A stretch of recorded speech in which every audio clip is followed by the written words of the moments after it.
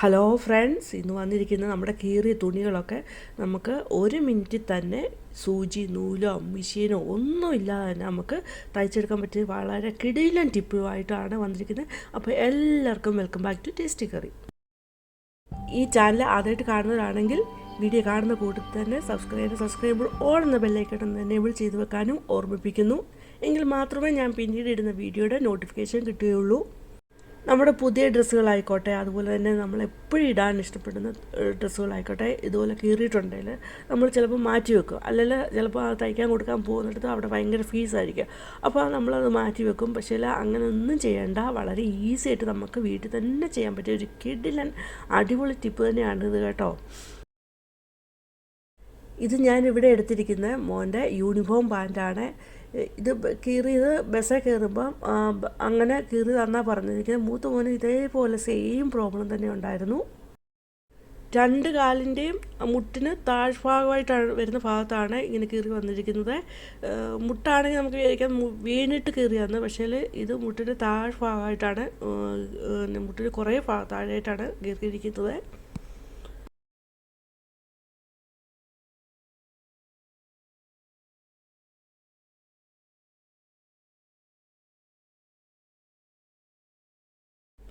അപ്പോൾ ആദ്യം തന്നെ ആ കീറിയ ഭാഗത്തിൻ്റെ എഴുന്നിരിക്കുന്ന ആ നൂലും ആ ചെറിയ ആ കീറിയ പാട്ടും എല്ലാം കൂടെ ഒന്ന് സിസേഴ്സ് കൊണ്ടൊന്ന് വെട്ടി മാറ്റുന്നുണ്ട്. അങ്ങനെ വെട്ടി മാറ്റുമ്പോൾ ആ ഭാഗം നല്ല നീറ്റായിട്ട് ഇരിക്കും.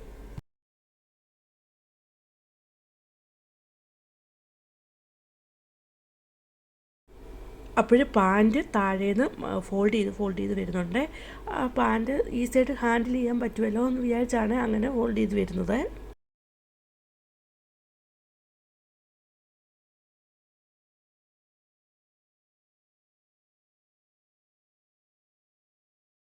അപ്പോൾ ഞാൻ ഫോൾഡ് ചെയ്തിട്ട് ഇനി അതിൻ്റെ ഉള്ളിലേക്ക് ഒരു വൈറ്റ് പേപ്പർ എടുത്ത് വെക്കുന്നുണ്ട്. ആ കീറിയ ഭാഗത്തിന് അടിയിലായിട്ട് വരുന്ന രീതിയിലാണ് വെച്ച് കൊടുക്കുന്നത്. പിന്നീട് കുറച്ച് റൗണ്ടിൽ വെട്ടിയെടുത്ത തുണി ആ കീറിയ ഭാഗം കവർ ചെയ്യത്തക്ക രീതിയിൽ ഒരു തുണിയും കൂടെ ആ സെയിം കളറ് വരുന്നത്തക്ക രീതിയിലുള്ള തുണി വെട്ടിയെടുത്തിട്ടുണ്ട്. അത് വെച്ച് കൊടുക്കുന്നുണ്ട്. ന്യൂസ് പേപ്പർ അവോയ്ഡ് ചെയ്യുന്നത് നല്ലതായിരിക്കും.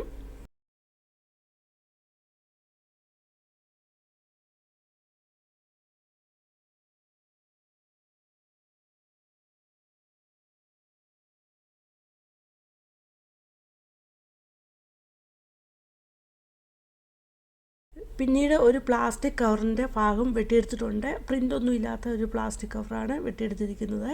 അത് ആ ഭാഗത്തായിട്ട് വെച്ച് കൊടുക്കുന്നുണ്ട്. ആ നമ്മൾ വെട്ടിയെടുത്ത തുണി വെച്ച് കൊടുത്തു, അതിൻ്റെ മുകളിലായിട്ടാണ് ആ പ്ലാസ്റ്റിക് കവറും വെച്ച് കൊടുക്കുന്നത്.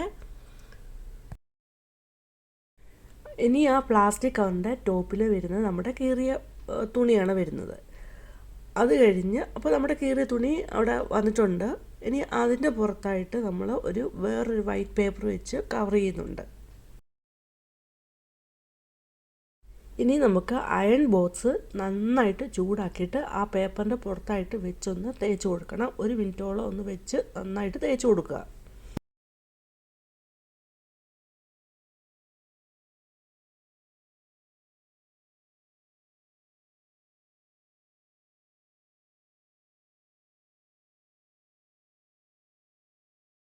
ഇനി നമുക്ക് പേപ്പർ മാറ്റി കൊടുക്കാം.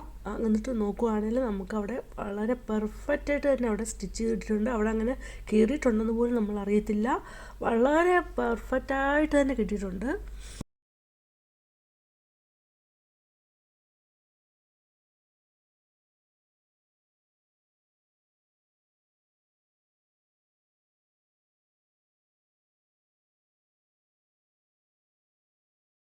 ഇനി നമ്മൾ താഴെ ഉള്ളിൽ വെച്ചല്ലോ പേപ്പർ, ആ പേപ്പറൊക്കെ മാറ്റിയിട്ട് അതിൽ ആ പ്ലാസ്റ്റിക് കവറ് ആ തുണിയിലോട്ട് അറ്റാച്ച് ചെയ്യാത്ത ഭാഗമുണ്ട്. അത് നമുക്ക് സിസേഴ്സ് കൊണ്ട് വെട്ടി മാറ്റാവുന്നതാണ്.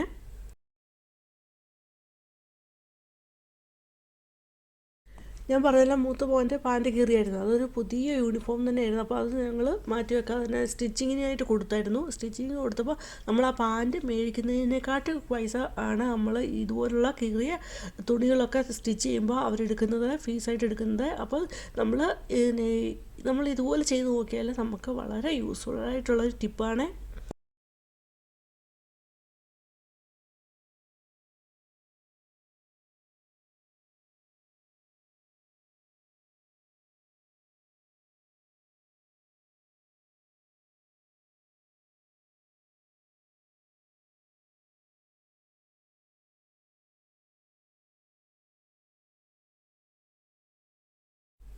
അതുപോലെ മറ്റേ കാലിൻ്റെ പാൻറ്റിൻ്റെ ആ പാർട്ടും ഇതുപോലെ തന്നെ ചെയ്തെടുക്കുന്നുണ്ട്.